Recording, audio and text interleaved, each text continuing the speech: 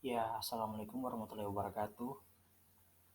Perkenalkan nama saya Muhammad Edwin, NIM A421201 triple 1 dari kelas A PJKR 2020. Di sini saya akan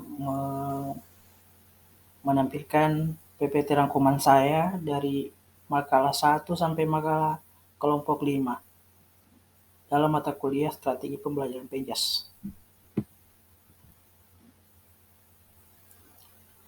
Ya, pertama atau satu, konsep dasar pembelajaran Penjas. Pendidikan jasmani adalah suatu proses pembelajaran melalui aktivitas jasmani yang didesain untuk meningkatkan kebugaran dan perilaku hidup sehat dan aktif, sikap sportif, dan kecerdasan emosi.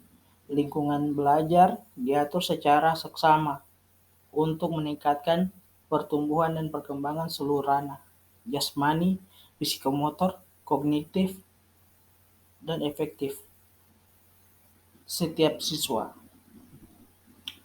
Lanjut, tujuan pendidikan jasmani. Pendidikan jasmani dan kesehatan memiliki tujuan yang membantu siswa memperbaiki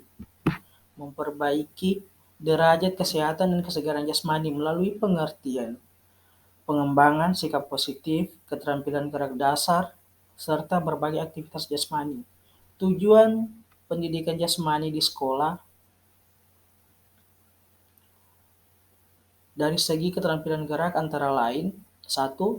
Siswa mengenal dan dapat melakukan gerak dasar yang berguna dasar berbagai aktivitas jasmani.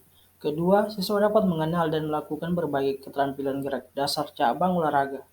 Ketiga, mengerti pola hidup sehat diri dan lingkungannya. 4. Siswa belajar mendisiplinkan diri dengan mengikuti bentuk-bentuk peraturan. Ya, arah dan pembelajaran pendidikan jasmani. Pendidikan jasmani diyakini dapat memberikan kesempatan bagi siswa berpartisipasi secara teratur dalam kegiatan olahraga, pemahaman dan penerapan konsep yang benar tentang aktivitas-aktivitas tersebut agar dapat melakukannya secara aman. Yang terakhir, pemahaman dan penerapan nilai yang terkandung dalam aktivitas tersebut agar terbentuk sikap dan perilaku sportif, emosi stabil, dan gaya hidup sehat. Sehingga dalam pendidikan jasmani dibuat arah pengembangan pelajaran dengan acuan materi.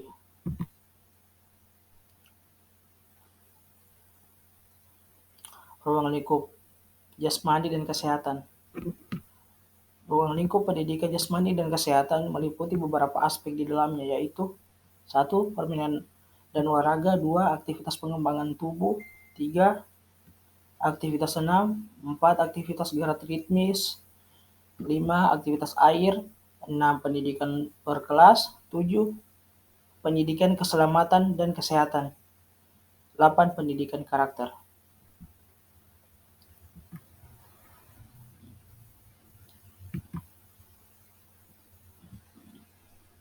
Ya, lanjut ke materi 2. Prinsip-prinsip dan komponen strategi pembelajaran Penjas. Prinsip pembelajaran Penjas menjelaskan terdapat beberapa prinsip yang harus diperhatikan dalam memberikan suatu penjelasan. Berikut beberapa prinsip menjelaskan. 1. Penjelasan dapat diberikan selama pembelajaran, baik di awal, di tengah, maupun di akhir pembelajaran. 2. Penjelasan harus menarik perhatian peserta didik dan sesuai dengan materi standar dan kompetensi dasar. 3. Penjelasan dapat diberikan untuk menjawab pertanyaan serta peserta didik atau menjelaskan materi standar yang sudah direncanakan untuk membentuk kompetensi dasar dan mencapai tujuan pembelajaran. 5. Yang materi yang dijelaskan harus sesuai dengan kompetensi dasar. dan bermakna bagi peserta didik. 6. Penjelasan yang diberikan harus sesuai dengan latar belakang dan tingkat kemampuan peserta didik.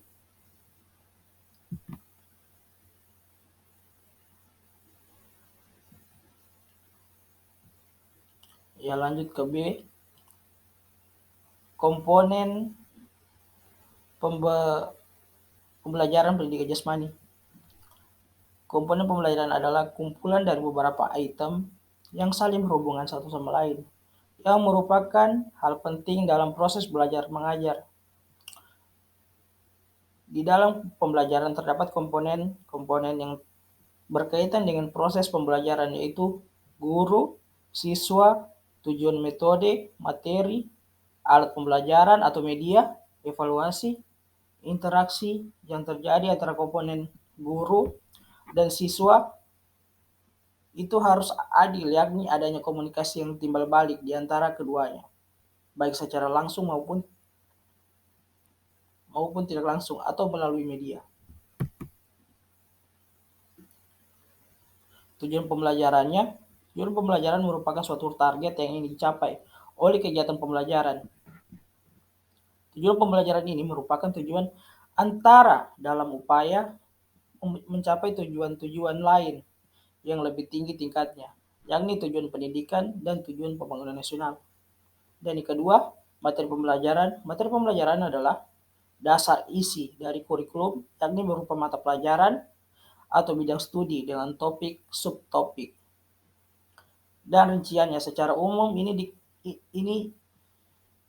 isi kurikulum itu dapat dipilih menjadi 3 unsur utama, yaitu logika, pengetahuan tentang benar salah, dan juga berdasarkan prosedur keilmuan.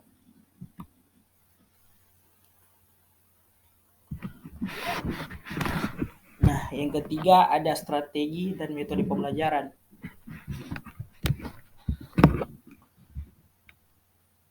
A.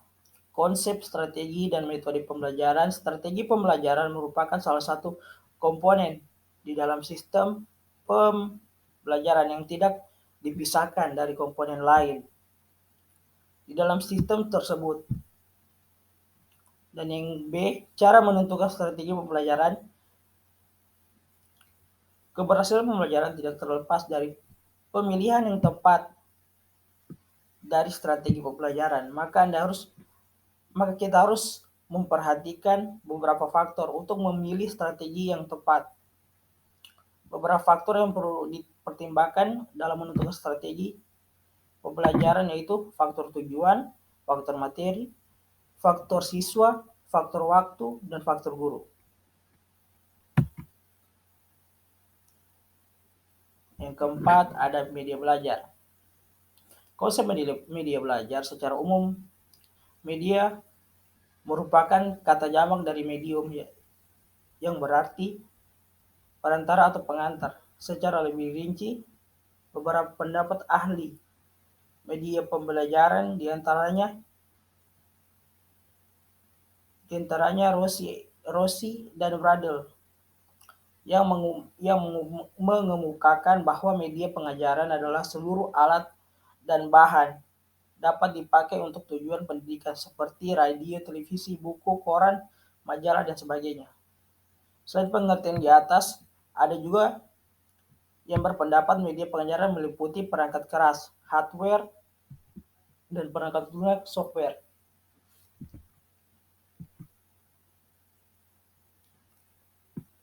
Evaluasi yang kelima ada evaluasi pembelajaran. Ada 3 hal yang saling berkaitan dalam kegiatan evaluasi pembelajaran, yaitu evaluasi, pengukuran, dan tes. Ketiga istilah itu sering disalahartikan sehingga tidak jelas makna dan kedudukannya. Gronlund mengemukakan evaluasi adalah suatu proses yang sistematis dari pengumpulan analisis dan interpretasi informasi atau data untuk menentukan sejauh mana siswa telah mencapai tujuan pembelajaran.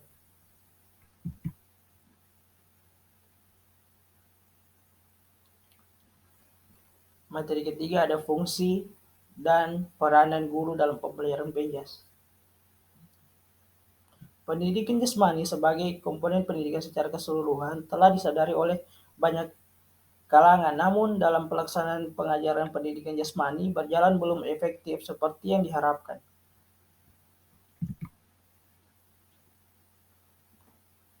Peran guru pendidikan jasmani dalam pembentukan karakter. Membangun karakter peserta didik dapat diintegrasikan dalam pembelajaran pada setiap hari. Pada setiap mata pelajaran, materi pembelajaran yang berkaitan dengan norma atau nilai-nilai pada saat mata pelajaran perlu dikembangkan, dieksplisitasikan, dikaitkan dengan konteks kehidupan sehari-hari. Dengan demikian, pembelajaran nilai-nilai karakter tidak hanya dapat tertara kognitif, tetapi menyentuh pada internalisasi dan pengamalan nyata. Peran guru dalam proses belajar mengajar. Yang pertama, A. Guru sebagai sumber belajar. B. Guru sebagai fasilitator. C. Guru sebagai pengelola. D. Guru sebagai pembimbing.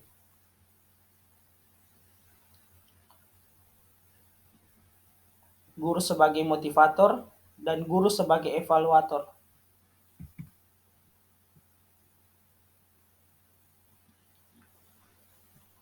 Keterampilan mengajar guru dalam pembelajaran penjas.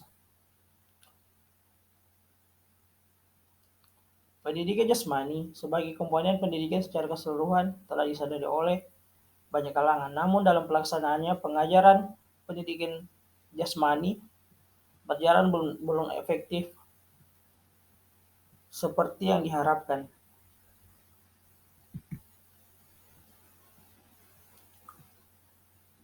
Peran guru jasmani dalam pembentukan karakter. Para pakar telah mengemukakan beberapa teori pendidikan. Yang pertama diantaranya berbagai teori yang berkembang. Ada 6 teori yang digunakan, yaitu pendekatan pengembangan rasional, pendekatan pertimbangan, pendekatan klarifikasi nilai, pendekatan pengembangan modal kognitif, dan pendekatan perilaku sosial. Secara sederhana, pendidikan jasmani memberikan kesempatan kepada siswa untuk mengembangkan pengetahuan dan keterampilan yang berkaitan dengan aktivitas jasmani, perkembangan estetika, dan perkembangan sosial. Peran guru dalam proses belajar mengajar, yaitu guru sebagai sumber belajar, guru sebagai fasilitator, guru sebagai pengelola, guru sebagai pembimbing, guru sebagai motivator, dan guru sebagai evaluator.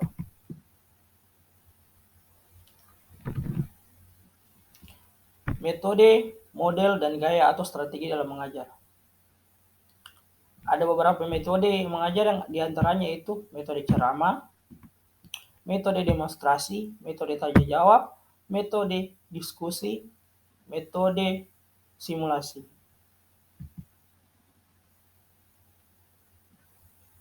Model dalam mengajar penjas. Model dalam mengajar penjas diantaranya ada model pembelajaran berbasis penemuan, 2 model pembelajaran berbasis penemuan tak terbatas, 3 model pembelajaran mengajar teman sebaya, 4 model pembelajaran langsung, dan 5 model pembelajaran kooperatif.